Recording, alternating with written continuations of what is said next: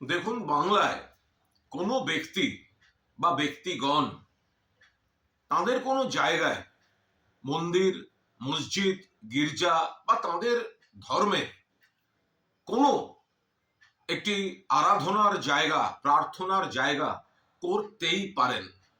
তার জন্য তাকে বহিষ্কার বা তার প্রতি কোনো শাস্তিমূলক ব্যবস্থা এগুলো হতে পারে না।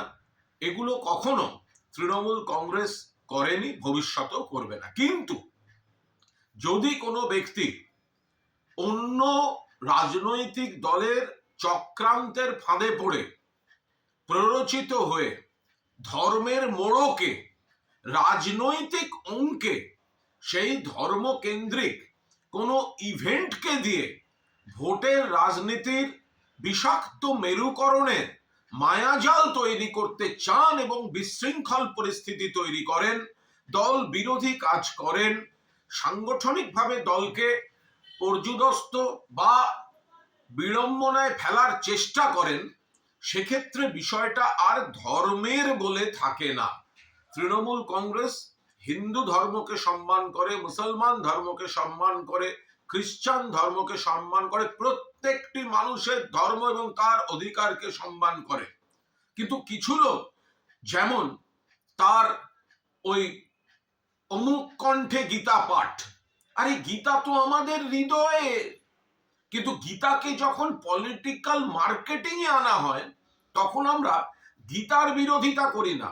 ওই ইভেন্টটাকে যে রাজনৈতিকভাবে তাদের বাহুবল প্রদর্শনের জন্য মার্কেটিং করা হচ্ছে, আমরা সেই ইভেন্টটাকে নিয়ে প্রশ্ন তোলার অবকাশ থাকে।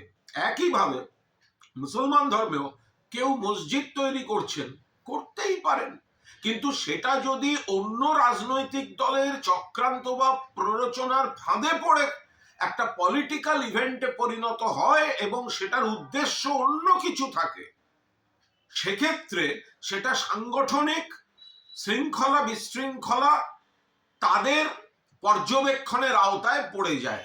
ফলে যদি কেউ বলেন যে আমাকে অমুক তৈরির জন্য বহিষ্কার করা হলো, অমুক তৈরির জন্য দল ব্যবস্থা নিয়েছে, একদম মিথ্যা কথা। মন্দির, মসজিদ, গির্জা বা যেগুলি আরাধ্য স্থান বা যেগুলি পবিত্র স্থান, সেগুলির জন্য তৃণমূল কংগ্রেস ব্যবস্থা নেয়নি, ব্যবস্থা নেবে না।